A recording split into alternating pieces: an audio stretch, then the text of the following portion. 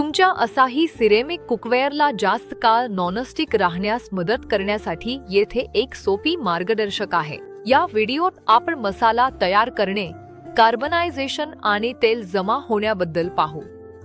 हा video YouTube वर प्रादेशिक भाषातही उपलब्ध असल्याने तुमच्या स्वयंपाकीला नक्की शेअर करा।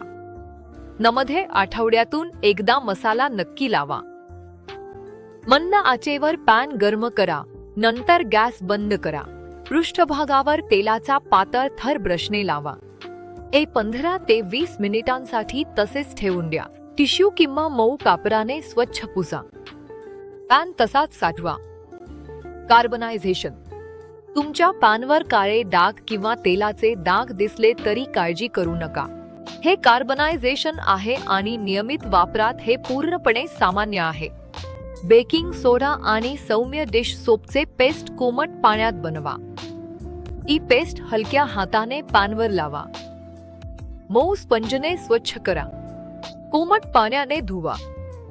मायक्रोफायबर किंवा मलमलच्या कापडाने हलकेच पुसून कोरडे करा।